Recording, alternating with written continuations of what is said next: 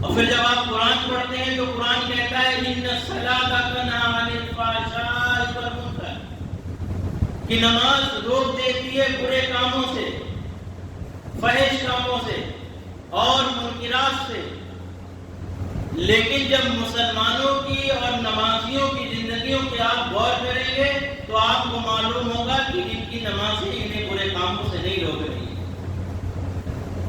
اب ہم اور آپ غور کریں، اور یہ جو نماز کا جو ٹاپک ہے، یہ جو مسئلہ ہے، یہ صرف مولانا صاحب کے لیے خاص نہیں ہے، یہ آپ تمام لوگوں کے لیے جو ہے خاص ہے۔ ہر انسان کی پرسنل لائف سے جڑا ہوا ہے۔ ایسا نہیں ہے کہ مولانا صاحب آئے اور انہوں نے نماز کے ٹاپک پہ بیان کیا اور پھر مولانا صاحب کی تو نماز بہتر ہو گئی، یا ہم نے کہا کہ مولانا صاحب نے بہت اچھا بیان کیا تھا اور دیکھیں گے کہ مولانا صاحب نماز کیسے پڑھتے ہیں، اور اپنے بارے میں غور و فکر نہیں کی کہ ہماری نمازیں کیسی ہیں۔ اصل مسئلہ یہ ہے کہ ہماری نماز وہ نماز نہیں ہے جو اللہ تعالی ہم سے چاہتا ہے۔ سکون، اطمینان، جب ہم رکوع کے اندر جائیں تو ہماری باڈی، ہمارا جسم، ہمارا دل، ہمارا دماغ اس بات پر یقین کر لے کہ ہم اللہ کے سامنے رکوع کر رہے ہیں۔ انسان دکان پہ، چوراہوں پہ، گھروں کے اندر موجود ہوتا ہے، دماغ کانسٹنٹ ہوتا ہے، آپ اس سے بات کریے کاروبار کے تعلق سے، تب کوئی یہ کہے گا کہ یار ابھی جو ہے ہمارے دماغ میں کچھ اور چل رہا ہے اور تھوڑی دیر میں آنا، پھر ہم بتائیں گے کہ کاروبار کیسے کرنا ہے۔ لیکن جب نماز پڑھنے آتا ہے اور وہ کہتا ہے اللہ اکبر، فوراً پکچر شروع ہو جاتی ہے، اور ایسا تک ہوتا ہے کہ امام صاحب نے کون سی رکعت میں کون سی سورت پڑھی یہ بھی نہیں یاد ہوتا۔ یہ ہماری اور آپ کی سب کی نماز کی حقیقت ہے۔ کیا ہم نے کبھی غور کیا، کیا ہم نے کبھی سوچا کہ ہماری نمازوں کی حقیقت کیوں نہیں ہے؟ ہماری نمازوں کے اندر وہ روحانیت کیوں نہیں ہے، وہ لذت کیوں نہیں ہے جو اللہ تعالی ہم سے چاہتا ہے؟ آخر کیا وجہ ہے؟ کتنے لوگ ہیں کہ جب وہ امام کے ساتھ نماز پڑھتے ہیں یا تنہا نماز پڑھتے ہیں، اور نماز پڑھنے کے بعد جب وہ سلام پھیریں، تھوڑی دیر بیٹھ کر کے غور و فکر کریں کہ اے اللہ ہم نے جو نماز پڑھی ہے، ہماری نماز کی کیفیت کیا ہے؟ کیا یہ وہ نماز ہے جو اے اللہ ہم تیرے سامنے لے جا کر کے کھڑے ہو سکیں، تجھے پیش کر سکیں کہ اے اللہ ہم نے ایک ایسا بھی سجدہ کیا تھا جو تیری یاد میں تھا؟ یہ مسئلہ ہر انسان کا مسئلہ ہے، یہ کہنے والے کا بھی ہے اور سننے والے کا بھی۔ اب ہم آپ کو بتائیں، رمضان کے مہینے میں جب ہم اعتکاف میں تھے تو ایک دن ایسے شوق ہوا کہ آج جو ہے نماز پڑھتے ہیں، اور نماز کی وہ کیفیت لاتے ہیں جو صحابہ کے اندر ہوا۔ تو پھر ہم نے نیت باندھی اللہ اکبر کہتے، اور دھیان جو تھا وہ جا رہا تھا، پھر سمیٹ کے لائے، پھر سمیٹ کے لائے، پھر سمیٹ کے لائے۔ تو جب 4 رکعت مکمل کی تو ہوتا کیا تھا، جب ہم رکوع کرتے تھے تو اپنے دل میں یہ خیال لاتے تھے کہ اے اللہ ہم تیرے سامنے رکوع کرتے ہیں۔ آپ تصور کریے کہ آپ جو ہے کسی بادشاہ کے پاس جائیں، اور بادشاہ کے پاس جانے سے پہلے آپ کو رکوع کرنا پڑتا ہو، سجدہ کرنا پڑتا ہو، آپ کیا کریں؟ کیا آپ کی کنڈیشن وہی ہوگی جو اس وقت ہماری نمازوں کی ہوگی؟ ہم نے اپنے رب کو بڑا نہیں مانا ہے، ہم نے اللہ کو بڑا نہیں مانا ہے۔ اگر ہمارے دل کے اندر اللہ بڑا ہے یہ بات بیٹھی ہوتی اور ہم نے اس کا اقرار کیا ہوتا تو ہماری نمازوں کی کیفیت وہ نہیں ہوتی جو ہے۔ کیفیت تو یہ ہوتی کہ جب ہم اللہ کے سامنے کھڑے ہوتے ہمارا جسم کانپ جاتا،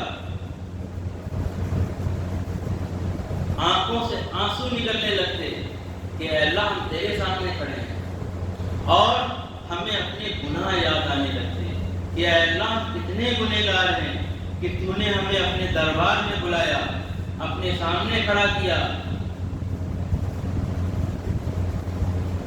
لیکن ہمیں اللہ سے محبت نہیں ہے۔ یہ ایک حقیقت ہے، یہ کہنے والے کے دل میں بھی نہیں ہے اور سننے والوں کے دل میں بھی نہیں۔ ہمارا مسئلہ یہ ہے کہ اذان ہوتی ہے، ہم مسجد میں آ جاتے ہیں، امام صاحب مصلی پہ کھڑے ہو جاتے ہیں، ہم نماز پڑھ لیتے ہیں۔ ہماری نماز کی حیثیت، ہماری نماز جو اس کا مقصد، اسے اتنا رہ گیا ہے۔ اب ان لوگوں کی کیا بات کی جائے جو 5 وقت کی نہیں پڑھتے ہیں، 3 وقت کی اور 2 وقت کی یا جمعے میں پڑھتے ہیں، یا پھر ان کی کیا بات کی جائے جو صرف اور صرف عید میں آتے ہیں۔ ہم تو ان لوگوں کی بات کر رہے ہیں جو 5 مرتبہ اور 4 مرتبہ نماز پڑھتے ہیں۔ کیا ہم نے نماز کو بوجھ سمجھ رکھا ہے؟ کیا ہم نماز کو اس لیے پڑھتے ہیں کہ اللہ تعالیٰ کا ہمارے پر فرض ہے؟ یہ غور کرنے کی بات ہے۔ ہمیں اور آپ کو چاہیے ہر نماز کے بعد، سنت، نفل، فرض، کوئی بھی نماز ہو، امام سلام پھیرے، ہم سلام پھیرے، فوراً بیٹھ جائیں تھوڑی دیر اور سوچیں کہ اے اللہ کیا یہ وہی نماز ہے جو آپ چاہتے ہیں؟ کیا یہ وہ نماز ہے جو ہم آپ کے سامنے پیش کریں؟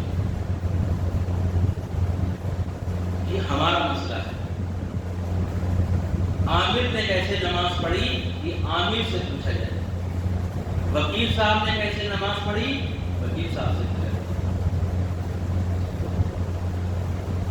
ہم نے مذہب بنا دیا نماز کو، نماز کی حقیقت، نماز کی روحانیت، یہ سب ہمارے اندر سے نکل گئی، رسم رہ گئی۔ ہمارے سجدے رسمی سجدے ہیں، ہمارے رکوع رسمی رکوع ہیں، ہمارا قیام رسم والا ہے، ہمارا تحیات میں بیٹھنا رسم والا ہے، حقیقت والا نہیں ہے۔ حقیقت والا ہوتا تو ہمارے سجدے ہر وقت اللہ کے سامنے پڑے رہتے اور نمازوں کے اندر دل لگتا اور دل چاہتا کہ اے اللہ ہم تیرے سامنے ہی پڑے رہے۔ آپ کا گنج مراد آباد آپ نے سنا ہوگا، ملاوا کے آگے پڑتا ہے گنج مراد آباد، وہاں ایک بہت بڑے عالم اور اللہ کے بہت بڑے ولی گزرے ہیں، مولانا فضل الرحمان گنج مراد آبادی رحمۃ اللہ علیہ۔ ان کے بارے میں آتا ہے کہ اتنے اہل علم تھے کہ بڑے بڑے علماء ان سے ملنے آتے تھے بھارت کے۔ مولانا علی میاں ندوی رحمۃ اللہ علیہ، قاری طیب صاحب رحمۃ اللہ علیہ جو معظمی میں دارالعلوم دیوبند کے تھے، قاری صدیق صاحب رحمۃ اللہ علیہ، ہردوئی رحمۃ اللہ علیہ، مولانا منظور نعمانی رحمۃ اللہ علیہ، مولانا اشرف علی تھانوی رحمۃ اللہ علیہ، اور ان جیسے نہ جانے کتنے نام جو آپ کے جو ہے گنج مراد آباد آتے تھے۔ مفتی تقی عثمانی صاحب نے یہ ایک واقعہ لکھا اپنی کتاب کے اندر کہ مولانا اشرف علی تھانوی رحمۃ اللہ علیہ حضرت سے ملنے گئے، تو جب واپس آنے لگے تو گنج مراد آبادی رحمۃ اللہ علیہ نے تھانوی رحمۃ اللہ علیہ سے کہا کہ میاں اشرف تمہیں ایک بات بتائیں؟ کہا ہاں بتائیے۔ کہا کہ میاں اشرف جب میں سجدہ کرتا ہوں تو مجھے ایسا لگتا ہے کہ اللہ میری پیشانی پہ بوسہ دیتا ہے۔ آپ غور کریے ان کی نماز کی کیفیت کیا ہو۔ تو پوچھا کہ حضرت آپ کی نماز اس طریقے کی کیسے بنی؟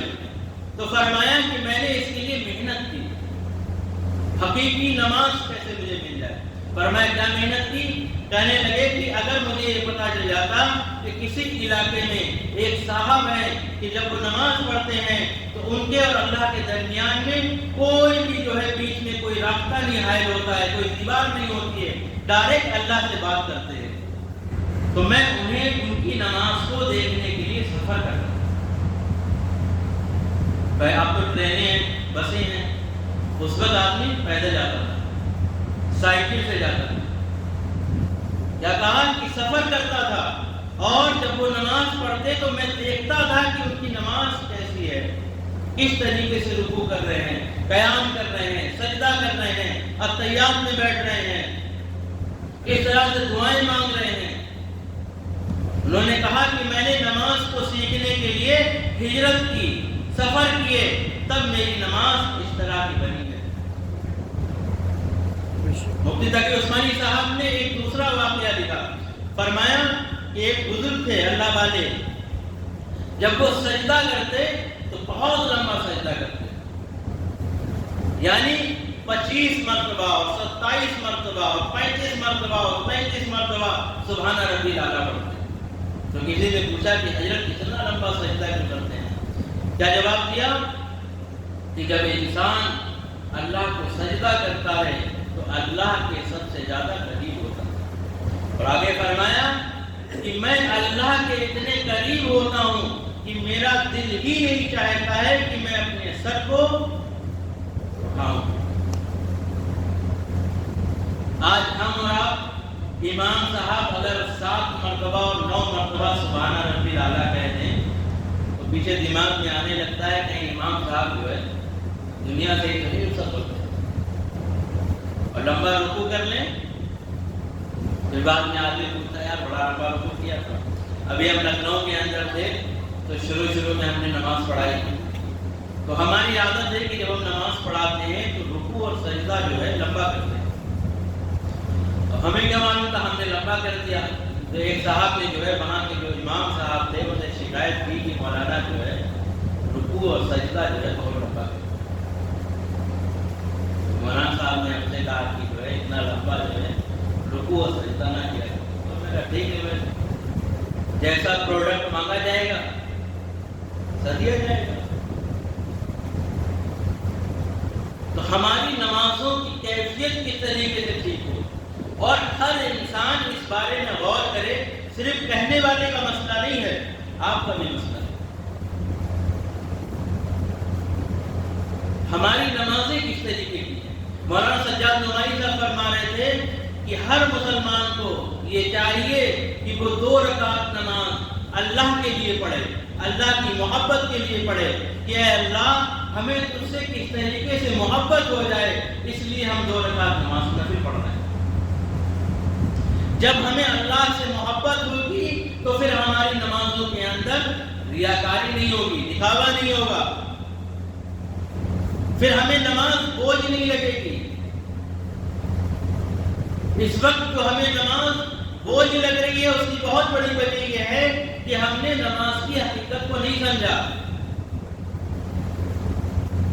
سب سے پہلے ایمان ہے، پھر نماز ہے، یعنی آپ ایمان لائے اس کے بعد آپ کو نماز پڑھنا۔ ہماری نمازوں کے اندر خشوع نہیں ہے، خضوع نہیں ہے، اطمینان نہیں، چین نہیں، سکون نہیں، اور وہ تمام چیزیں نہیں ہیں جو صحابہ کے اندر تھی۔ ہم واقعات پڑھتے ہیں کہ حضرت علی رضی اللہ تعالیٰ عنہ ان کے تیر لگ گیا پیر میں، اور صحابہ جب نکالتے تو انہیں درد ہونے لگتا، تو حضرت علی رضی اللہ تعالیٰ عنہ نے کیا فرمایا کہ جب میں نماز کے لیے کھڑا ہو جاؤں تو تیر نکال لے۔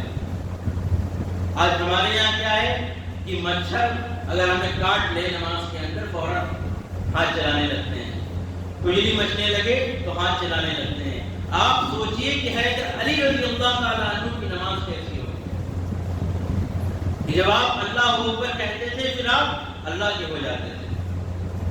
اگر کوئی آپ کو جو ہے شہید بھی کر دے، آپ کو قتل بھی کر دے، آپ کو پتہ ہی نہیں چلتا۔ حضرت عمر فاروق رضی اللہ تعالیٰ عنہ کے بارے میں آتا ہے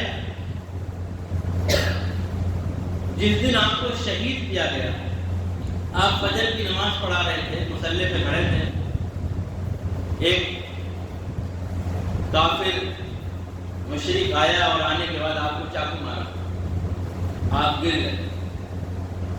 تو پورا ایک واقعہ ہے، آخر میں بتانا یہ ہے کہ صحابہ کی ایک بہت بڑی جماعت مسجد کے اندر تھی۔ تو صحابہ یہ فرماتے ہیں کہ ہمیں پتہ ہی نہیں چلا کہ عمر فاروق رضی اللہ تعالیٰ عنہ کے چاقو لگا ہے۔ کیوں کہ صحابہ جب اللہ اکبر کہتے تھے تو پھر وہ اللہ کے ہو جاتے تھے. صحابہ یہ کہتے ہیں کہ ہمیں صرف اتنا پتا چلا کہ پہلی مرتبہ جس انسان نے اللہ اکبر کہا تھا وہ عمر تھے، اور دوسری مرتبہ جس نے اللہ اکبر کہا وہ کون ہے ہمیں نہیں پتا. ہم نے اللہ اکبر کی آواز 2 مرتبہ سنی. صحابہ یہ فرماتے ہیں. اور ہمارے یہاں ابھی مسجد کے اندر کوئی چھوٹا سا مسئلہ ہو جائے، محلہ بھی جمع ہو جائے، اور پیچھے جب سب میں کھڑا ہے اسے بھی پتا چل جائے گا کہ جو ہے امام صاحب کے ساتھ کیا ہوا. اور صحابہ پتہ ہی نہیں کیا ہوا، نیت باندھ دی تو سب ختم. پھر اللہ ہے اور بندہ ہے. تو ہم تمام کے تمام لوگ جو یہاں پر بیٹھے ہیں اپنی نماز کی کیفیت کو درست کریں، بہتر کریں، اللہ سے اپنے تعلق کو جوڑیں. نماز ایک ایسی چیز ہے کہ آپ جب نماز پڑھتے ہیں تو پوری نماز جو ہے وہ دعا ہے. سورہ فاتحہ آپ نے کہا اللہ اکبر. اللہ اکبر کیا ہے؟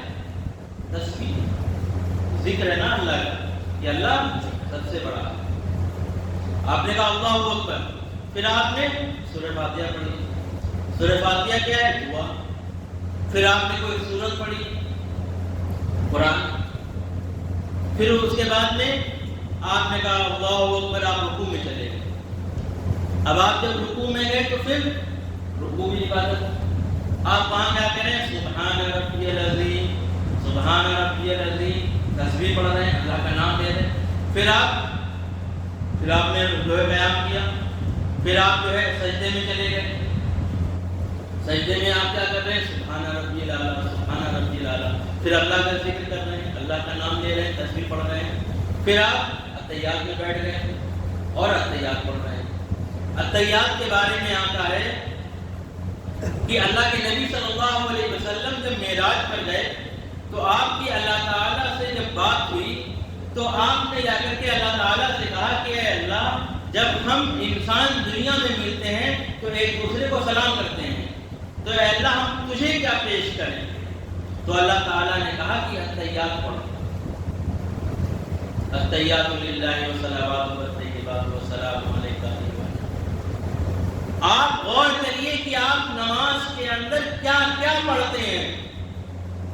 اللہ کے نبی نے فرمایا کہ سورہ فاتحہ جو ہے وہ توریت، زبور، انجیل، ان تینوں کتابوں کا خلاصہ سورہ فاتحہ کیا.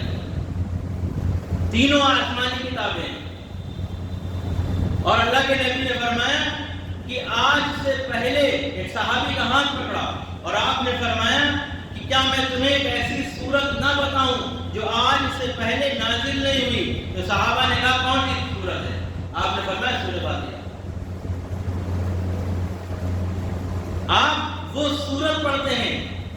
آپ نے دیکھا ہوگا کہ آپ کے سر میں جب درد ہونے لگتا ہے، اسی طریقے سے کوئی اور نظر لگ جاتی ہے یا کوئی اور چیز ہوتی ہے، اور آپ جب کسی عالم کے پاس جاتے ہیں آپ کو پتا ہے کیا پڑھ کے دیتے ہیں؟ آپ سورہ فاتحہ. مرچیں پڑھواتے ہیں آپ لوگ، تو مرچے پہ کیا پڑھا جاتا ہے؟ سورہ فاتحہ پڑھی جاتی ہے. اور وہی آپ نماز کے اندر پڑھ رہے ہیں. اصل یہ چیز ہے کہ ہم جو ہے قرآن کو نہیں سمجھ رہے ہیں، قرآن کے حروف کو نہیں سمجھ رہے ہیں، قرآن کے مقصد کو نہیں سمجھ رہے ہیں. قرآن ہم سے کیا چاہتا ہے؟ قرآن اللہ کا کلام ہے، یہ ہمارے دل کے اندر یہ بات نہیں بیٹھی ہوئی ہے. اس لیے ہم نماز پڑھتے تو ہیں لیکن وہ نماز ہماری نہیں ہوتی ہے جو ہونا چاہیے. التحیات ایسی چیز جو اللہ تعالیٰ نے اپنے نبی سے اپنے لیے کہلوائی ہو وہ ہم نماز میں پڑھتے ہیں. آپ جس دن اس نیت کے ساتھ نماز پڑھیں گے کہ اے اللہ ہم نے جب اللہ اوپر کہا ہے اب ہم سورہ فاتحہ پڑھنے جا رہے ہیں، اور یہ قرآن کی سب سے مضبوط اور تمام آسمانی کتابوں کا نچوڑ اس کے اندر ہے اور ایک وزنی آیت ہے قرآن کی. آپ جب اس نیت سے پڑھیں گے کہ اللہ تیرا کلام ہے تو پھر آپ کی نماز کے اندر روحانیت آئے گی. جب آپ رکوع کریں گے اور اس نیت سے رکوع کریں گے کہ اے اللہ تو بادشاہ ہے، تو حاکم ہے تمام کائنات کا اور ہم تجھے رکوع کر رہے ہیں، جب آپ اس طریقے سے رکوع کریں کریں گے تو پھر آپ کی نماز کے اندر روحانیت آئے گی۔ جب آپ اس نیت کے ساتھ سجدہ کریں گے کہ اے اللہ تو حاکم ہے، تو بادشاہ ہے، تو رب ہے، تو پالنے والا ہے، اے اللہ ہم تجھے سجدہ کرنا ہے، تو پھر آپ کی نماز کے اندر روحانیت آئے گی۔ اپنی نمازوں کے اندر ہم تمام کے تمام لوگ روحانیت پیدا کریں۔ ہماری نمازوں میں جو رسمیت آ گئی ہے، یعنی رسم، امام صاحب نے رکوع کیا ہم نے بھی رکوع کیا، امام صاحب نے سجدہ کیا ہم نے بھی سجدہ کر لیا، امام صاحب اتحیات میں بیٹھے ہم بھی بیٹھ گئے، امام صاحب نے سلام پھیرا ہم نے بھی سلام پھیر دیا۔ اور اس سے بڑا مسئلہ یہ ہے کہ ہمیں نماز کے مسئلے مسائل نہیں پتا، واجبات کیا ہیں، فرائض کیا ہیں، سنن کیا ہیں، مکروہات کیا ہیں۔ ابھی کسی سے آپ پوچھ لیجیے واجبات کیا ہیں نماز کے، نہیں پتا، فرائض کیا ہیں، نوافل کیا ہیں، بتائیے۔ اور نماز پڑھ رہے ہیں، کتنے سال سے پڑھ رہے ہیں کہ جب بات کرو کسی سے، کسی بوڑھے آدمی سے بات کرو تو وہ کہے گا کہ مولانا صاحب جب ہماری عمر 20 سال کی تھی اور 25 سال کی اور 30 سال کی تھی تب سے ہم نے نماز نہیں چھوڑی، اور ان سے اگر آپ پوچھ لیجئے کہ واجبات کیا ہیں تو نہیں پتہ۔ بھائی کبھی ایسا بھی تو ہو سکتا ہے کہ آپ کی نماز میں کوئی واجب چھوٹ گیا اور آپ کو تو پتہ ہی نہیں تھا یہ واجب ہے، کوئی فرض چھوٹ گیا اور آپ سمجھے یہ واجب ہے اور آپ نے سجدہ سو کر لیا، لیکن فرض کے چھوٹ جانے سے نماز ہی نہیں ہوتی ہے، سجدہ سو کتنے بھی کرتے رہیں گے آپ، لیکن آپ کو مسئلے نہیں پتہ ہیں تو پھر پتہ چلا نماز ہی نہیں ہوئی۔ آپ وضو کر رہے ہیں اور آپ کو پتہ ہی نہیں کہ وضو میں جو ہے کس طریقے سے سنت طریقہ ہے، کون سا فرض طریقہ ہے، اور کس میں کون سا جو ہے حصہ چھوٹ جائے تو وضو نہیں ہوتا ہے، آپ کو پتہ ہی نہیں مسئلے مسائل کے بارے میں، آپ نے وضو کی اور 20 سال سے کرتے چلے آ رہے وضو نہیں کی۔ امام حسین رضی اللہ تعالیٰ عنہ اور حسن رضی اللہ تعالیٰ عنہ، ان کے بارے میں آتا ہے کہ مسجد نبوی کے اندر ایک صاحب، ایک بزرگ آئے، بوڑھے تھے، تو وہ وضو کر رہے تھے، تو یہ دونوں جو ہے بھائی کھیل رہے تھے مسجد میں، تو انہوں نے دیکھا کہ حضرت جو ہے وضو کر رہے ہیں اور ان کا وضو درست نہیں ہے۔ اب انہوں نے کیا کہا کہ ان کی اصلاح کرنی ہے، تو کیسے اصلاح کی جائے؟ تو کہا بھائی ایسا کرتے ہیں، ہم دونوں لوگ چل کے بڑے میاں سے کہتے ہیں کہ جو ہے ہمارا وضو دیکھ لیجیے ٹھیک ہے کہ نہیں ہے۔ تو دونوں حسن اور حسین رضی اللہ تعالیٰ عنہ اور کہا بڑے میاں سے کہ ہمیں جو ہے ہم وضو کر رہے ہیں، ہمیں سکھا دیجیے۔ تو وہ گئے، جا کر کے وضو کرنے لگے، تو بڑے میاں نے جب ان کو وضو کرتے ہوئے دیکھا تو سمجھ گئے کہ ہماری غلطی ہے، ہم یہاں پہ غلط کر رہے تھے اور یہ یہاں پہ صحیح کر رہے ہیں۔ تو یہ کیا اصلاح کا طریقہ انہوں نے اپنایا۔ تو اسی طریقے سے ہم جو چھوٹے ہیں، اگر ہمیں اپنے بڑوں کی اصلاح کرنی ہے تو اس طریقے سے، اس انداز سے کریں کہ انہیں برا نہ لگے، یہ کل کا لڑکا ہمیں سکھا رہا ہے۔ اور بڑوں کو یہ چاہیے کہ چھوٹوں سے غلطی ہو جائے تو اس طرح سے اصلاح کریں کہ چھوٹوں کو یہ نہ لگے کہ جو ہے ہمیں ڈانٹ رہے ہیں، پھٹکار رہے ہیں۔ ہم تمام کے تمام لوگ اپنی نمازوں کو درست کریں۔ اس کے علاوہ جو ہے نماز کے پڑھنے سے جو ہے کچھ ہمارے جسم کے اندر، ہماری باڈی کے اندر جو فائدے ہوتے ہیں، جیسے سائنٹیفک فائدے ہیں، اصل میں اس وقت کی دنیا جو ہے وہ دونوں فائدوں کو دیکھتی ہے کہ دین کا بھی فائدہ، دنیا کا بھی فائدہ۔ ہم جب رکوع کرتے ہیں تو ہماری جو بیک، جو ہمارا پیچھے والا جو ہوتا ہے ریڑھ کی ہڈی، تو یہ مضبوط ہوتی ہے۔ جب ہم رکوع کرتے ہیں تو ہماری بیک جو رکوع ہڈی ہوتی ہے ریڑھ والی، وہ کیا ہوتی ہے؟ وہ مضبوط ہوتی ہے۔ جب ہم سجدہ کرتے ہیں تو ڈاکٹرز یہ کہتے ہیں کہ جو انسان دن میں 5 مرتبہ سجدہ کرے گا، اس کی باڈی کا جو خون کا سرکولیشن ہوتا ہے وہ اس کے دماغ میں جائے گا، اور جب دماغ میں جائے گا تو وہ انسان پاگل نہیں ہوگا۔ آپ اگر جائیں گے چاہے بھارت کے پاگل خانوں میں چلے جائیے یا دنیا کے کہیں بھی چلے جائیے، وہاں آپ کو مسلمان نہیں ملیں گے۔ مولانا سجاد نعمانی صاحب کہہ رہے تھے، ہمارے ایک دوست ہیں، پاکستانی دوست، ڈاکٹر ہیں، وہ امریکہ کے ایئرپورٹ پہ گئے تو وہاں وضو کر رہے تھے، تو امریکہ کا ایک ڈاکٹر تھا، وہ دیکھ رہا تھا، تو جب جو ہے انہوں نے مسح کیا سر کا اور اس طریقے سے جو ہے ایسے کر کے لائے، جو ڈاکٹر صاحب نے سوال کیا، وہ عیسائی تھا، اس نے کہا یہ بتائیے کہ یہ آپ دن میں کتنی مرتبہ کرتے ہیں؟ انہوں نے کہا 5 مرتبہ۔ اس سے بھی زیادہ تہجد پڑھنا ہو، اشراق پڑھنا ہو، شہادت پڑھنا ہو، تراویح پڑھنا ہو تو اور بھی وضو کرتے ہیں، تو ہر وضو کے بعد ہم ایسے کرتے ہیں۔ تو کہا کہ اگر کوئی انسان دن میں 5 مرتبہ اس طریقے سے کرے گا، یعنی اپنے سر کو لا کر کے اور پیچھے والی رگیں جو ہیں ان کو بھگوئے گا، تو وہ انسان پاگل نہیں ہو سکتا۔ پھر پوچھا آپ کہاں رہتے ہیں؟ تو انہوں نے کہا ہم پاکستان میں رہتے ہیں۔ انہوں نے پوچھا اچھا یہ بتائیے کہ آپ کے پاگل خانے بھرے ہوئے ہیں یا خالی ہیں؟ تو انہوں نے کہا ہمارے یہاں تو ایک کا لوگ پاگل ہوتے ہیں۔ تو انہوں نے کہا آئیے امریکہ کے پاگل خانے آپ کو دکھاتے ہیں، فل ہو چکے ہیں، جگہ نہیں ہے وہاں پر۔ یہ نماز کی وہ چیزیں ہیں جو ہماری باڈی کے فائدے مند کے لیے ہیں۔ ہم جب نماز پڑھیں گے تو ہمیں روحانی فائدہ بھی ہوگا اور جسمانی فائدہ بھی ہوگا۔ آپ اچھا بتائیے، امام صاحب جب سلام پھیرتے ہیں، آپ کی جو آنکھیں ہوتی ہیں آپ کو ٹھنڈک محسوس ہوتی ہوگی، دماغ جو ہے آپ کا جو مائنڈ ہے ایک دم سکون اور کانسٹنٹ ہو جاتا ہوگا، اسٹل ہو جاتا ہوگا۔ کوئی اور عبادت ہے کسی اور دھرم کے ماننے والے سے کبھی آپ نے پوچھا کہ آپ جب پوجا کرتے ہیں تو آپ کو کیا ملتا ہے؟ اگر کوئی غیر ایمان والا کسی بھی دھرم کا ماننے والا ہو، وہ کچھ نہ کرے، صرف وضو کرے اور نماز پڑھ لے، اسلام کے حق ہونے کی گواہی دے دے گا۔ آپ کا دماغ سکون میں آ جاتا ہے، جیسے ہی آپ نماز پڑھتے ہیں ساری الجھنیں ختم۔ ہماری آپ کی ایک بہت بڑی کمی یہ ہے کہ ہم نے اپنے آپ کو سپر پاور مان لیا ہے، ہم نے اپنے آپ کو طاقتور مان لیا ہے کہ ہمارے پاس گاڑی ہے، ہمارے پاس بنگلہ ہے، ہمارے پاس یہ ہے اور ہمارے پاس وہ ہے، ہمارے تو پردھان صاحب سے اور ڈی ایم صاحب سے اور فلانے صاحب سے اور ودھائک صاحب سے اور سانسد جی سے سب سے ہمارے تعلقات ہیں۔ ہمارے اوپر جب کوئی برا وقت آتا ہے تو ہم کیا کرتے ہیں؟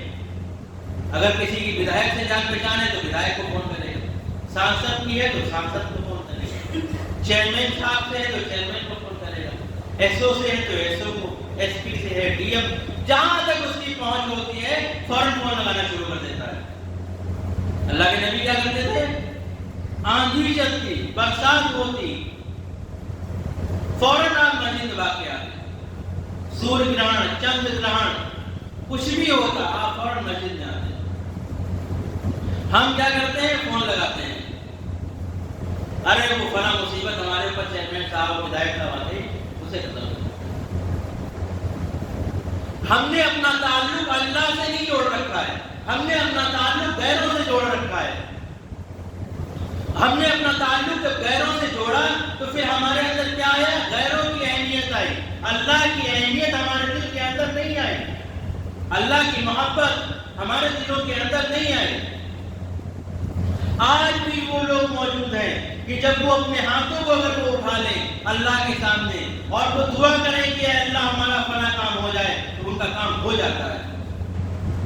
میں جانتا ہوں اس کو، آپ تعلق تو اللہ سے پیدا کریے، محبت تو پیدا کریے۔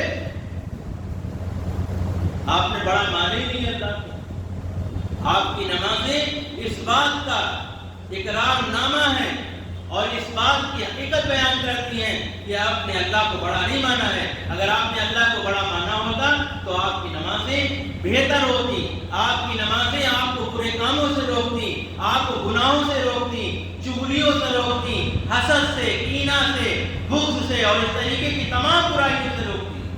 اگر آپ کی نماز آپ کو ان برائیوں سے نہیں روک رہی ہے تو پھر آپ کو غور کرنا چاہیے کہ آپ کی نماز بہتر ہے یا نہیں ہے۔ اور یہ مسئلہ صرف ہمارا نہیں ہے، ہر انسان کا مسئلہ ہے جو نماز پڑھتا ہے، اس کا مسئلہ ہے۔ ہم تمام کے تمام لوگ اس بات کا ارادہ کریں کہ اے اللہ ہم سے ابھی تک جو نمازیں ہوئی ہیں اور ان نمازوں کے اندر جو کوتاہیاں ہوئی ہیں، اے اللہ ہم اپنی ان کوتاہیوں کو دور کریں گے، اے اللہ ہم اپنی نمازوں کو بہتر کرنا چاہتے ہیں۔ دعائیں مانگو اللہ کے سامنے۔ رمضان جیسے مہینے کے اندر اگر ہم چاہتے تو اپنی نماز کو بہتر کر سکتے تھے، لیکن وہی حال ہے کہ فجر میں سوتے ہوئے آتے ہیں اور پھر جا کر کے سونے کا خمار ہوتا ہے، اور پھر گئے پھر سو گئے، کبھی خیال ہی نہیں ہوا کہ فجر کی نماز ہے اور ہم پڑھنے کے لیے آئے، کم سے کم دل لگا کر کے اللہ کے پڑھیں۔ اور ہمارے یہاں ایک مسئلہ یہ بھی ہے کہ ہمارے جو امام لوگ ہوتے ہیں ان کے اندر بھی روحانیت نہیں ہوتی ہے۔ جب وہ نماز پڑھاتے ہیں تو ایسا لگتا ہے جیسے بوجھ ہے۔ ابھی ہم آپ کو کیا بتائیں، 3 مہینے ہم جو لکھنؤ میں رہ کر کے آئے تو کئی چیزیں دیکھی۔ امام اگر ایسا ہے کہ جو نماز پڑھاتا ہے صرف نماز پڑھاتا ہے، اس کی نماز تو بہتر ہوگی۔ ہاں اگر آپ کے امام کی تنخواہ 2500 3000 اور 5000 ہے تو پھر یاد رکھیے آپ کے امام صاحب جو نماز پڑھا رہے ہیں اس میں سکون نہیں ہوگا۔ پیچھے پڑھنے والے کو پتہ چل جاتا ہے کہ امام یعنی پڑھانے والا نماز، اس کے نماز میں سکون ہے کہ نہیں ہے، یہ پتہ چل جائے گا۔ جب امام 2500 اور 3000 والا آپ لائیں گے تو وہ تو بیچارے ایسی ٹینشن میں ہیں کہ کوئی جاب لگ جائے، دکان ہم چھوڑ کے آئے ہیں، دکان ہمیں کرنا ہے، کاروبار کرنا ہے، بیوی بچے ہیں، تمام طریقے کی مصیبت اور پریشانیاں ہیں، تو وہ تو دماغ وہیں لگائے گا نا۔ ہمیں چاہیے کہ ہم اپنے اماموں کی تنخواہیں بہتر کریں۔ ہماری مسجدوں میں ٹائل بھی لگے ہیں، ہماری مسجدوں میں مائک بھی ہے، ہماری مسجدوں میں مصلی بھی ہے، ہماری مسجدوں میں سب کچھ ہے، اے سی بھی لگی ہے، اور امام کی تنخواہ کتنی ہے؟ 2500 3000 4000 5000 6000 7000 8000۔ آپ دماغ سے سوچئے آپ کے گھروں میں دودھ آتا ہوگا، کتنے روپے لیٹر دودھ آتا ہے آپ کے؟ 60 روپے، ایسے ہوگا نا؟ اب 60 روپے لیٹر دودھ آتا ہے، اور وہی دودھ امام صاحب کے یہاں بھی آتا ہے، مہینے کے کتنے ہوئے؟ 1800، مہینے کے 1800، اور امام صاحب کی تنخواہ کتنی ہے؟ 5000، مائنس کر دو بھیا، 3200 بچے۔ اب ہم آپ سے کہتے ہیں کہ آپ 2 ٹائم کا کھانا جوڑ لیجیے، کیا بچاتے ہوں گے امام صاحب، کیا کھاتے ہوں گے امام صاحب؟ اور پھر آپ کہتے ہو یار امام صاحب جو ہے وہ ٹائم سے نہیں آتے ہیں، اور امام صاحب کی جو ہے نماز میں روحانیت نہیں ہے، اور یہ نہیں ہے اور وہ نہیں ہے، اور امام صاحب سکون نہیں ملتا ہے نماز سے پڑھتے ہیں۔ اپنے اماموں کی فکر کریے آپ۔ پہلے سرکاری امام ہوتے تھے اور جنہیں شاہی امام کہتے تھے، آج بھی انڈیا میں ہوتے ہیں، تو ان کی تنخواہیں سرکاری ہوتی تھی اور انہیں صرف اسی کام کے لیے چھوڑ دیا گیا تھا۔ آپ نماز پڑھائیں، دین کا کام کریں، مدرسے چلائیں، خانقاہیں چلائیں، اس طریقے کی تمام کام آپ کریے تاکہ آپ جو ہے اس کام کے اندر مکمل طور سے لگے ہوں۔ ایسا نہ ہو کہ آپ کا مائنڈ ڈسٹرب ہے کہ آپ نماز پڑھانے کھڑے ہو رہے ہیں، دماغ میں کچھ اور چلتا ہے۔ آپ مسجدوں کے امام سے ملیے، ان سے بات کریے، ان کا حال و حقیقت دیجیے، تو آپ کو پتہ چلے گا کہ اکثر امام پریشان ہیں۔ اکثر امام، ابھی ہم جہاں لکھنؤ میں پڑھا رہے تھے، 2 مہینے کی سیلری نہیں ملی تھی جو ہمارے ساتھ امام صاحب پڑھاتے تھے، ہماری بھی نہیں ملی، ان کی بھی نہیں ملی۔ ان کا خرچہ کیسے چلتا ہوگا؟ بیوی ہے، بچہ ہے، ماں باپ کو بھی دینا ہے، اور تمام چیزیں ہیں۔ تو ہم تمام کے تمام لوگ اس بات کے اوپر غور و فکر کریں کہ ہماری نمازیں کیسی بہتر ہوں، اور ان نمازوں کو بہتر کرنے والے جو ذریعے ہیں، جو طریقے ہیں، وہ ہمارے جب بہتر ہوں گے تو پھر ہماری نمازیں بہتر ہوں گی۔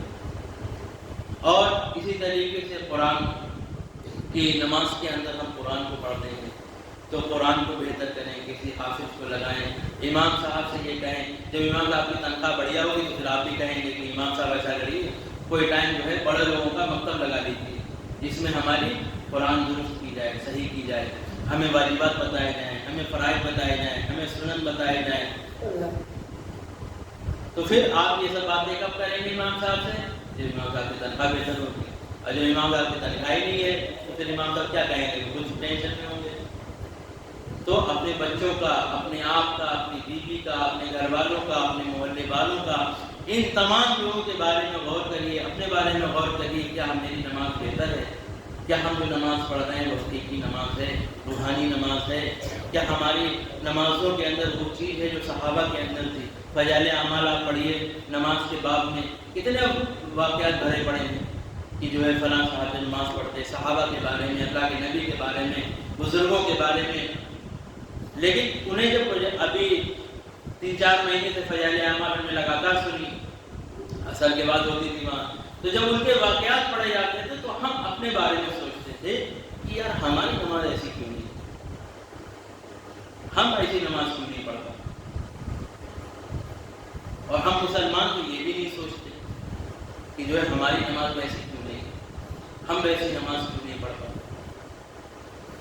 تو ہم تمام کے تمام لوگ جو یہاں پہ بیٹھے ہیں، اللہ تعالیٰ سے دعا کریں اور اس سے عاجزی کے ساتھ، انکساری کے ساتھ، محبت کے ساتھ، اخلاص کے ساتھ اللہ تعالیٰ سے یہ مانگیں کہ اے اللہ ہماری نمازوں کو بہتر کر دے۔ دعا کرا۔ بسم اللہ الرحمن الرحیم، الحمد للہ رب العالمین الرحمن الرحیم مالک یوم الدین، ایاک نعبد و ایاک نستعین، اهدنا الصراط المستقیم صراط الذین انعمت علیہم غیر المغضوب علیہم ولا الضالین، قل هو الله احد الله الصمد لم یلد ولم یولد ولم یکن له کفوا احد۔ اے اللہ تو رحمان ہے، اے اللہ تو رحیم ہے، اے اللہ تو مالک ہے، اے اللہ تو قدوس ہے، اے اللہ تو سلام ہے، اے اللہ تو محمد ہے، اے اللہ تو جبار ہے، اے اللہ تو قہار ہے، اے اللہ تو فتاح ہے، اے اللہ تو علیم ہے، اے اللہ تو خبیر ہے، اے اللہ تو مالک یوم الدین ہے، اے اللہ تو احد ہے، اے اللہ تو صمد ہے، اے اللہ تو لم یلد ہے، اے اللہ تو ولم یولد ہے، اے اللہ تو ولم یکن لہ کفوا احد ہے۔ اے اللہ ہم عربی میں یہ سب کچھ پڑھتے ہیں، اے اللہ ہمیں اس کا مطلب نہیں پتا، اے اللہ اس کی حقیقت نہیں پتا، اے اللہ ہمارے دلوں کے اندر سے تیری بڑائی نکل گئی، تیری بزرگی نکل گئی، اے اللہ ہم نے کہا تو الحمدللہ رب العالمین، لیکن اے اللہ ہم نے تجھے کبھی اپنا رب نہیں مانا، اے اللہ ویسا رب نہیں مانا جیسا ماننا چاہیے تھا۔ اے اللہ ہم اپنے کاموں کو غیروں سے کراتے ہیں، اے اللہ ہم اپنے ہاتھوں کو غیروں کے سامنے پھیلاتے ہیں، اے اللہ ہم غیروں سے سب کچھ مانگ لیتے ہیں اور تجھ سے کچھ نہیں مانگتے۔ اے اللہ یہ بہت بڑی حقیقت ہے کہ فرض نمازوں کے اندر جب امام دعا کرتا ہے تو ہم بھی دعا مانگ لیتے ہیں، ورنہ اے اللہ ہمیں توفیق نہیں ہوتی ہے کہ ہم نے کبھی تیرے سامنے تنہائی میں ہاتھ پھیلائے ہوں، رات کا اندھیرا ہو، اے اللہ تو ہو اور میں ہوں اور ہم نے ہاتھ پھیلائے ہوں، اے اللہ کبھی ایسا نہیں ہوتا۔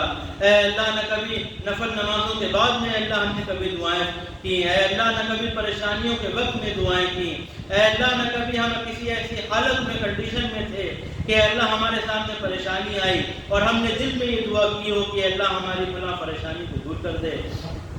اے اللہ جو ہمارا اور آپ کا تعلق ٹوٹ گیا، اے اللہ جو ہم نے آپ سے مانگنا چھوڑ دیا، اے اللہ جو ہم نے تیرے سامنے ہاتھ پھیلانا چھوڑ دیے، اے اللہ پھر ہم اے اللہ ایسے کر دیے گئے کہ اے اللہ ہم پہ ظلم ہو رہے، اے اللہ ہمیں پریشان کیا جا رہا، اے اللہ ہم مصیبتوں میں گھرے ہوئے ہیں، اے اللہ ہر طریقے کی برائیوں میں پھنسے ہوئے ہیں، اے اللہ ہمارے دل میں تیری بڑائی نہیں رہی، اے اللہ تیری بزرگی نہیں رہی، اے اللہ ہمیں معاف کر دے، اے اللہ ہمیں معاف کر دے، اے اللہ ہمیں وہ نماز عطا فرما دے جو صحابہ والی تھی، اے اللہ ہمیں وہ نماز عطا فرما دے جو صحابہ والی تھی، اے اللہ ہم واقعات سنتے ہیں اور پڑھتے ہیں لیکن کیا وجہ ہے کہ اللہ ہماری نمازوں میں وہ چیز وہ کیفیت نہیں آ رہی، اے اللہ ہمیں وہ نماز عطا فرما دے، اے اللہ ہم تیرے سامنے ہاتھ پھیلائے کھڑے ہیں، اے اللہ تیرے سامنے ہاتھ پھیلائے بیٹھے ہیں، اے اللہ تجھ سے دعا کر رہے ہیں، اے اللہ تجھ سے مانگ رہے ہیں، اے اللہ ہمیں عطا کر دے، اے اللہ ہمیں دے دے، اے اللہ تو مانگنے والوں کو کبھی جو ہے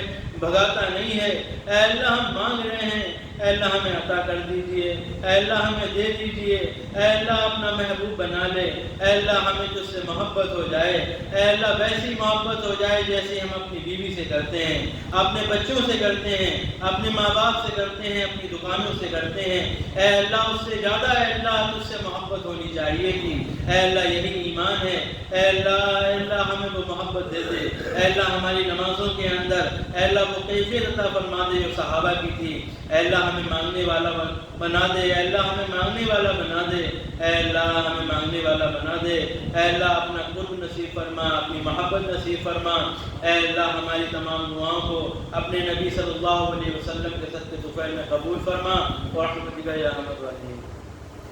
ایک